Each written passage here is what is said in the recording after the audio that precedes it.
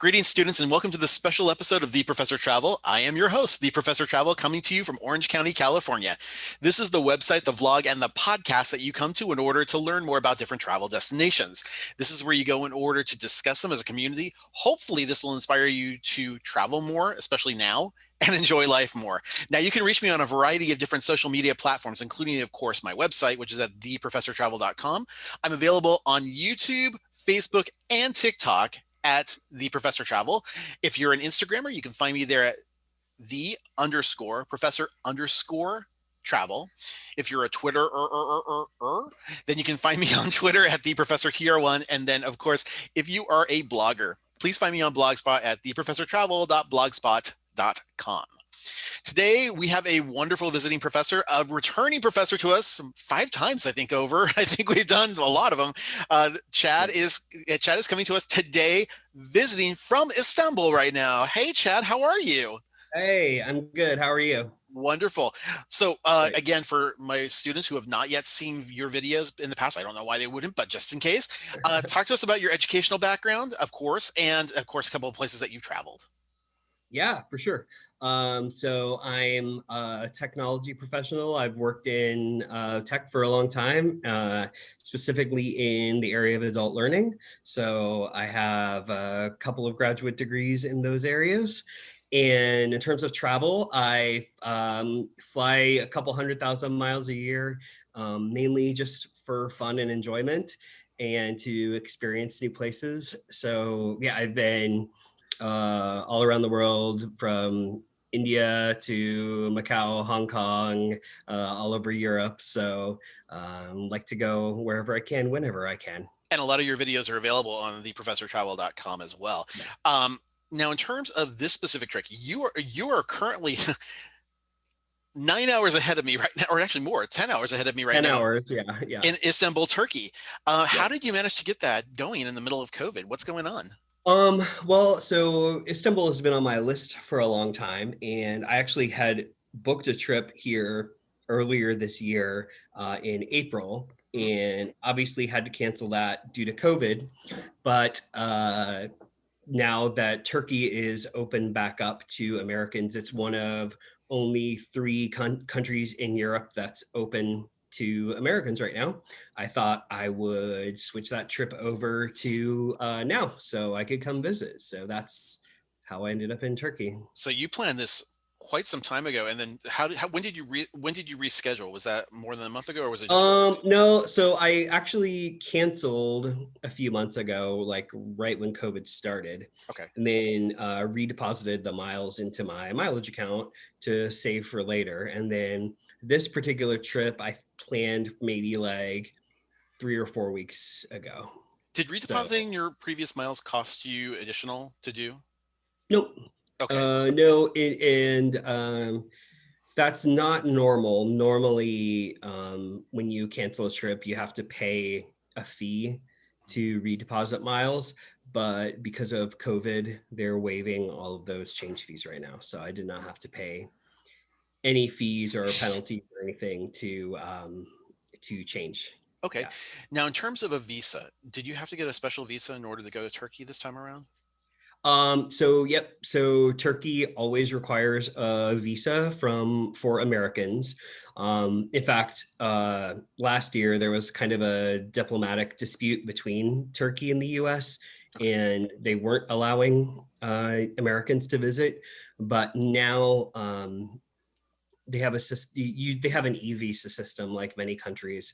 So you have to go online, put in all of your information, and then you get what they call an electronic visa, which is essentially just tied to your passport number. And then they give you a printed piece of paper that you bring, but it's really all just tied to your passport number. Okay. So, but yes, definitely you need a visa. They also do have visa on arrival in Turkey, Oh, but nice. yeah, A little which bit more just expensive means though. I think it costs the same. It's just you just have to wait in line again when you get here. And because of the travel situation right now, I wanted to make sure I had my visa before I got here. Smart. So, Speaking of yep. preparing, what did you pack for this trip? For this trip, I packed Like, what's the weather like over there right now? Yeah, so the weather is mild here. So it's like at the beginning of the week, it was like almost 80 Fahrenheit. But then today and for the rest of my trip, it's more in the 70s and actually raining a little bit. But Mm, normally it's pretty warm and dry here.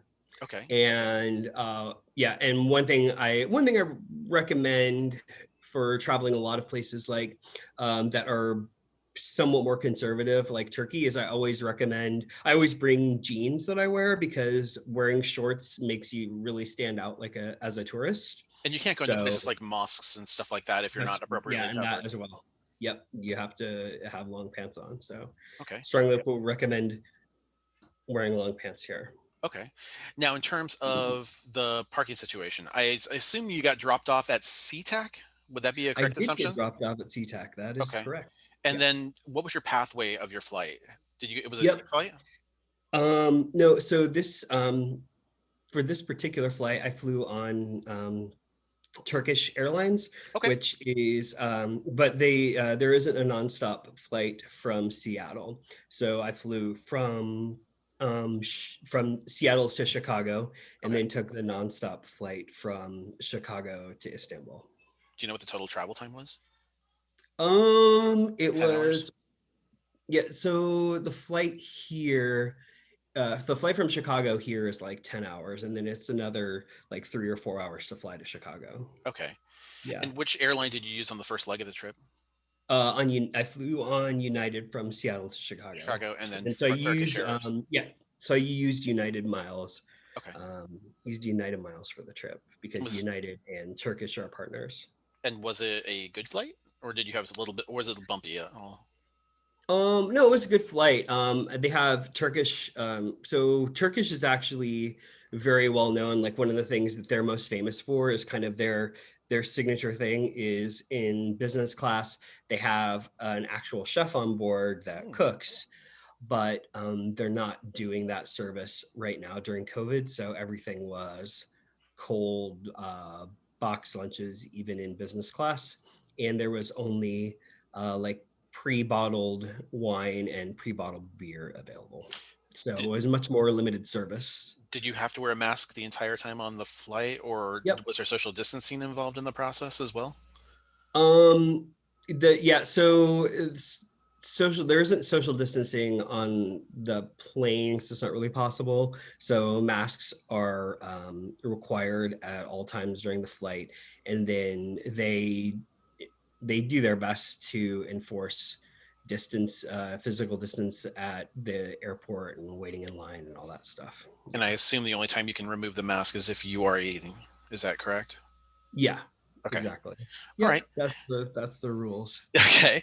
So there's no pre-vacation destination. You go directly to Istanbul.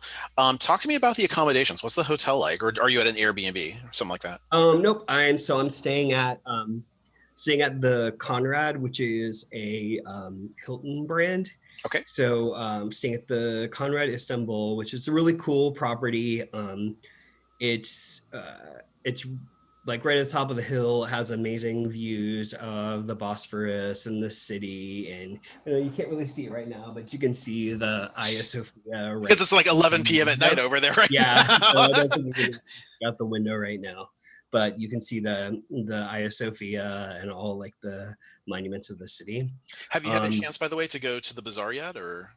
I have, yep, went to the bazaar 2 days ago. It's definitely a very interesting place. In a lot of ways, it's like kind of a market you would see in any other city. It's just huge. It's just like there's so many different stalls, different people selling things.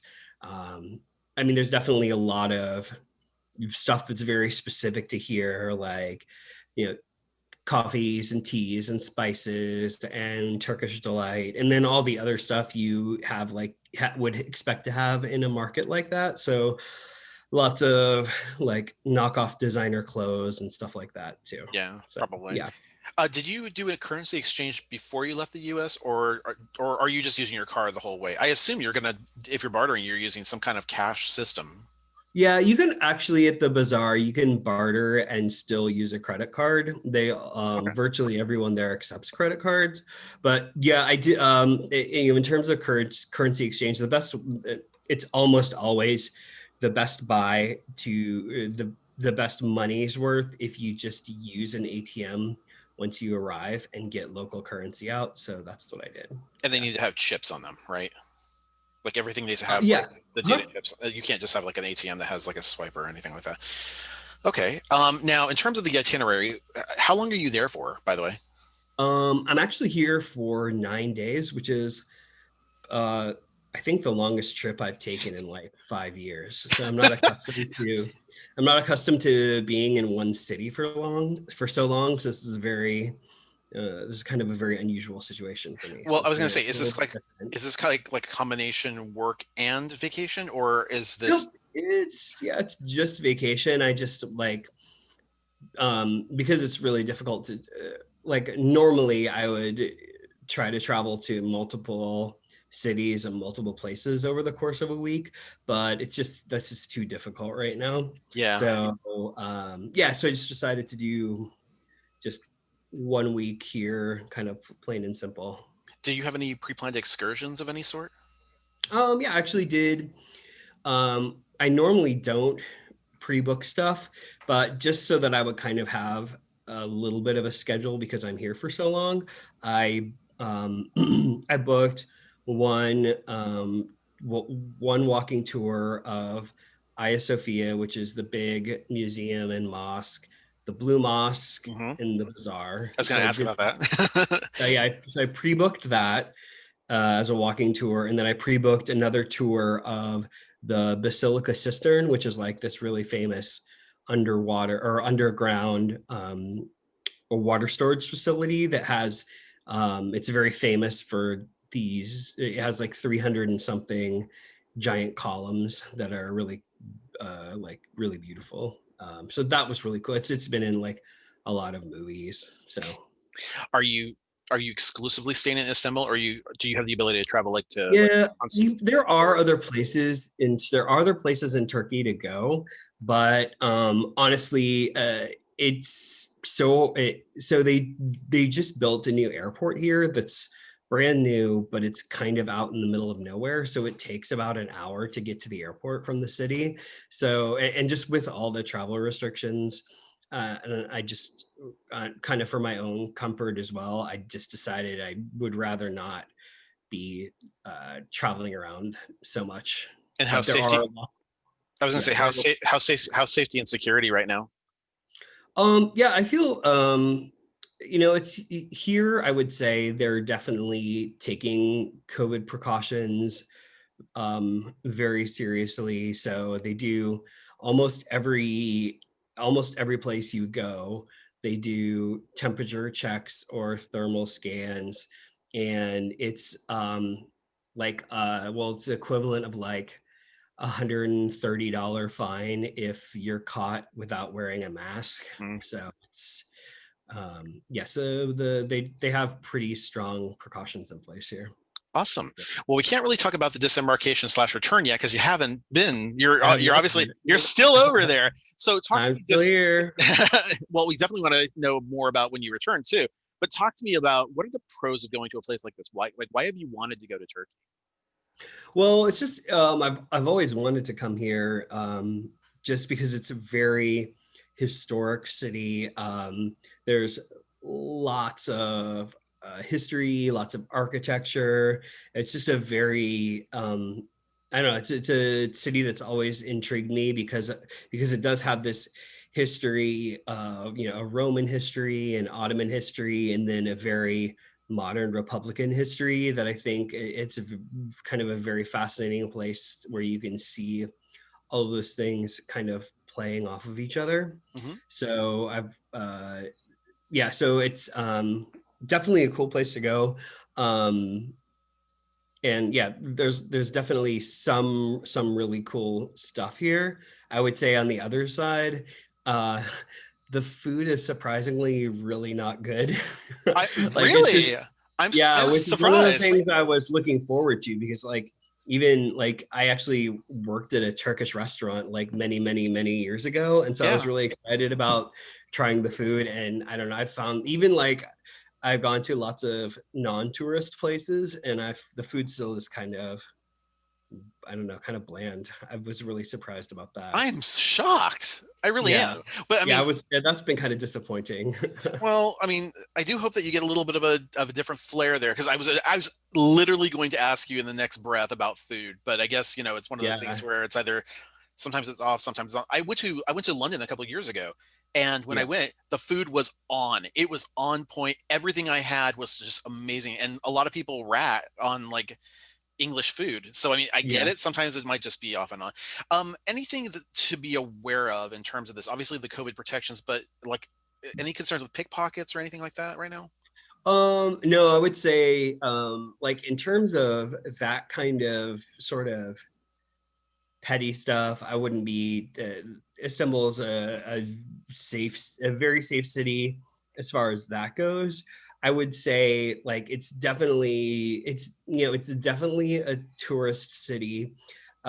So you know, there are a lot of cab drivers that I've had like two cab drivers pretend that they don't understand English and definitely like go the wrong way. I've definitely Right. already had that happen a couple of times. So I think that there's more like, it's not so much like the pickpocketing type of stuff. It's more the other kind of Like typical shenanigans. Yeah. tourist city hustles. Um, so, but it's in terms of overall, I would say it's definitely a very safe city to go to for Oh, sure. okay. And then finally, just any value adds, cost savings, best practices that you'd like to share? I mean, obviously you use frequent flyer miles for a lot of your travel. Yeah, and I would say, I mean, it is. You definitely can get a really good value for your money in Turkey right now. Their currency is very devalued, so for example, like this where I'm staying is a very high-end hotel, and if I had paid cash for it, it still would have only been like 120 US a day. Wow. So, and just like just everyday stuff like like bottled water on the street is like the equivalent of like 20 cents US. So so lots of stuff is very inexpensive. So it's a good so It's a that's good a good bargain thing. right now. Yeah, for sure. Well, Chad, I know you got to get running, but I really I appreciate do. you taking the time. I really Sure. do. Now, for my students that are out there, if you have any questions or comments, please feel free to send me an email at scott@theprofessortravel.com. If you're watching this on YouTube, please click the bell icon above to be notified about new videos. Hit the subscribe button. It doesn't cost you anything extra, so don't worry about that. And if you like this content and you want to see more of it, hit the like button. But if you're listening to us on the podcast, certainly feel free to rate us. In the meantime, make every day a travel adventure. Take care, everybody. Bye bye now.